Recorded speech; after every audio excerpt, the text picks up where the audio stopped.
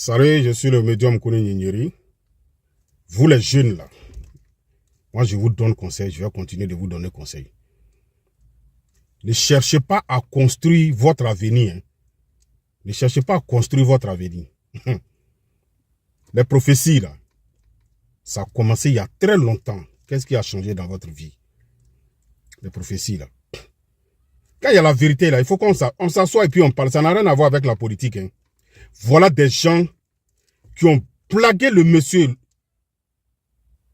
le président Laurent Gbagbo, qui ont plagué le président Laurent Gbagbo en 2010. La prophétie, Dieu a dit, tu seras ceci. Menti au monsieur. Vous là, vous êtes très méchants. Vous qui vous faites passer pour des prophètes là. Vous êtes très très méchants. Vous pensez que c'est comme ça Dieu parle à l'homme? Vous n'êtes pas pur, votre cœur est noir et vous voulez que Dieu vous parle.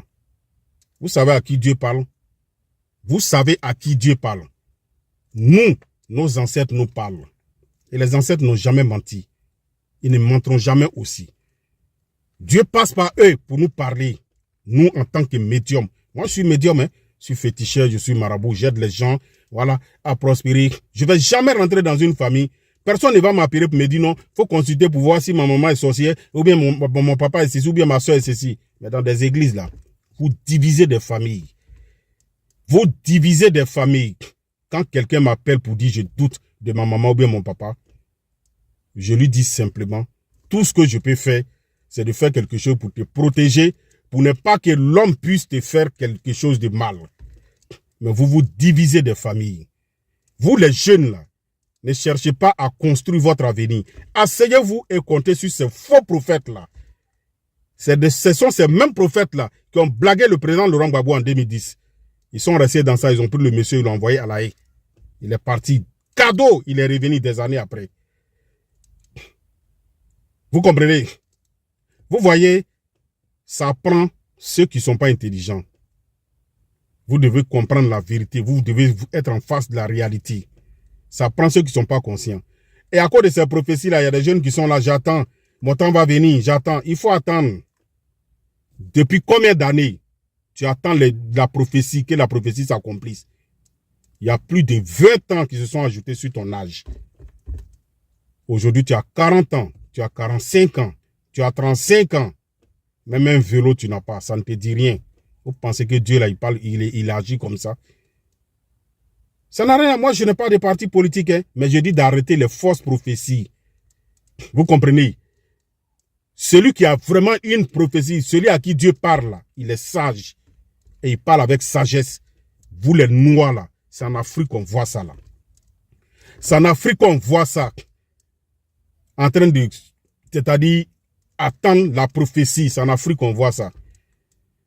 Ces faux prophètes-là ont blagué des gens dans le passé jusqu'à aujourd'hui et continuent, mais ça ne peut pas prendre parce que ça ne peut pas marcher.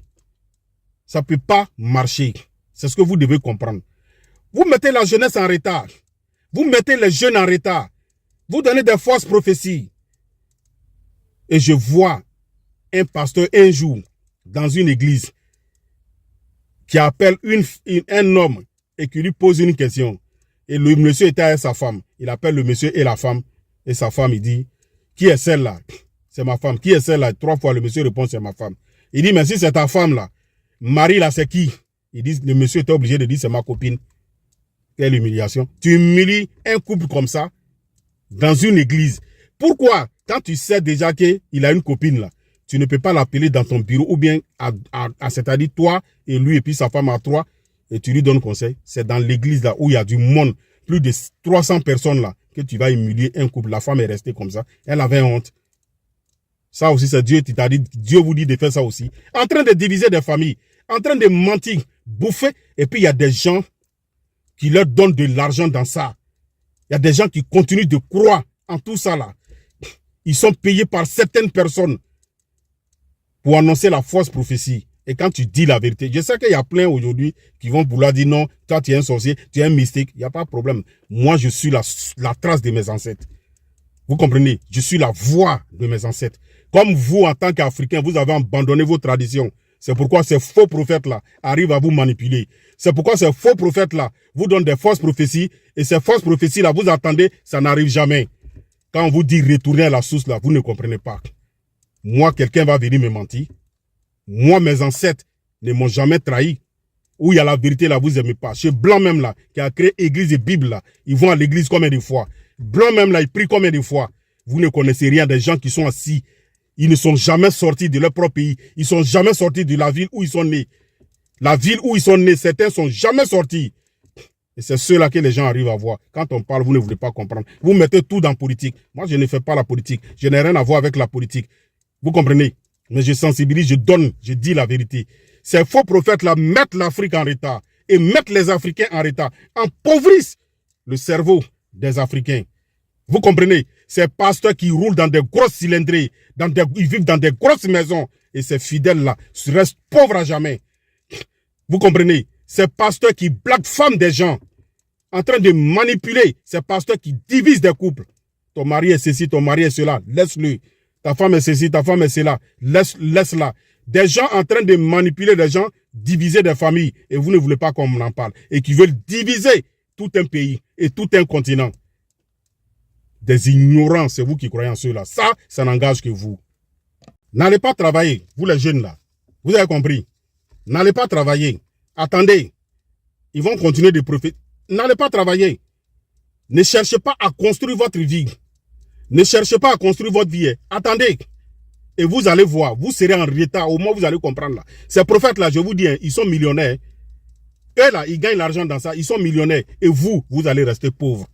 Moi, je suis féticheur. Je suis Kone Nyenyeri, le médium. Allez-y sur YouTube. Tapez Mister TV. J'ai plein de vidéos là-bas. Je n'ai pas de parti pris. Je ne suis pas politicien. Vous comprenez? J'aime tout le monde. J'aime tous les Africains. J'aime tous les Ivoiriens. Vous avez compris? Moi, dans ma famille, là, j'ai des frères qui ont marié femme Bété, femme Baoulé, femme Atié, femme Agni. Vous comprenez? Femme Guéré, il y en a, Yakuba, il y en a dans ma famille. Je suis Senufo, je suis de Korogo. Et, vous avez compris? Un côté de Korogo, un côté de Ferki. Je suis Senufo 100%. Mais mes frères ont marié des femmes de l'Ouest et autres. Quand vous parlez, vous mettez tout dans fait de parce que, il est RDR, il est RHDP. Moi, je n'ai pas de parti politique. Vos histoires de politique, parti politique, là, je ne suis pas dedans. Mais je vous donne conseil pour que vous changez. Parce que vous, quand on vous donne conseil, là, vous dites que c'est que lui, là, il est du côté de ceux-là. Le président Laurent Gbagbo, là, moi, j'ai eu la chance de le croiser une fois, causer avec lui. C'est quelqu'un qui n'est pas méchant. Vous avez compris, c'est la politique qu'ils sont en train de faire. Moi, je vous ai dit, Laurent Gbagbo et le président Ouattara, là, les deux, là, c'est des amis. Ils se communiquent.